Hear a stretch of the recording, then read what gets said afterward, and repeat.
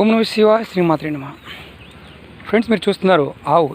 ఆవును చూపిస్తున్నారు అనుకుంటున్నారా? ఇది నాటు ఆవు అండి. ఇది మీకు ఇప్పుడు ఒక గొప్ప తంత్రం చెప్తాను చూడండి. నాటు ఆవు. ఈ నాటు ఆవు ఎందుకు చూపిస్తున్నానంటే ఒక మంచి తంత్రం ఉందండి. ఈ నాటు ఆవు తోక వెంట్రుకలు కనిపిస్తున్నాయి కదా, చూడండి, దగ్గరగా చూపిస్తాను. తోక వెంట్రుకలు. ఈ తోక వెంట్రుకలతో మనం ఒక మంచి అద్భుతమైన తంత్రం ఉందండి. చాలామంది మిత్రులు నన్ను అడిగారు. నేను ఇప్పుడు ఇంతకుముందు ఒక వీడియో చేసినప్పుడు వస్తూ ఈవినింగ్ టైంలో నేను ఈ ప్రదేశంలో ఉన్నాను. అలాగే మీకు ఈ తంత్రం గురించి చెప్దామని నేను ఈ వీడియో చేయడం జరుగుతుంది.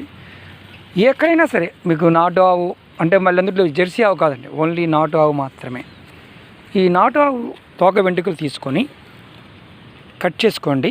మంచి రోజు చూసుకొని మీ జన్మతేదీకి మంచి రోజు చూసుకొని మీరు ఖచ్చితంగా ఆ తోక వెంట్రుకలు ఎక్కువ కాదండి, 4 వెంట్రుకలు తీసుకోండి. చక్కగా కడియంలాగా చుట్టండి. కడియంలాగా చుట్టి అమ్మవారి దగ్గర పెట్టి మీరు ఏం చేస్తారంటే అమ్మవారి దగ్గర పెట్టండి. అమ్మవారి దగ్గర పెట్టి కడియంలాగా చుట్టండి. కడియంలాగా చుట్టి మీ ఇంట్లో పిల్లలు ఎవరికైనా సరే రాత్రిపూట కానీ డే టైంలో కానీ ఉలిక్కి పడుతూ ఉండి ఇబ్బంది పడుతూ ఉండి చాలా ఇబ్బంది పడుతున్నారు అనుకోండి, అంటే ఎక్కడ ఏ తంత్రం తావి చేసినా కానీ తగ్గట్లేదు అనుకోండి, ఈ ఆవు వెంట్రుక తోక చిన్న వెంట్రుకని చిన్న కడియంలాగా చుట్టి వాళ్ళ కాళ్ళకి కానీ వాళ్ళ చేతికి కానీ కట్టండి. ఆటోమేటిక్గా వాళ్ళకి యోగ్యత కలుగుతుంది. కామధేను మీ ఇంట్లో ఉన్నట్టే లెక్క. ఎందుకంటే అమ్మవారు అన్ని సకల కోరికలు నెరవేర్చే ఒక అద్భుతమైన తంత్రంగా చెప్పడం జరిగింది. చాలా అద్భుతమైన తంత్రం అండి.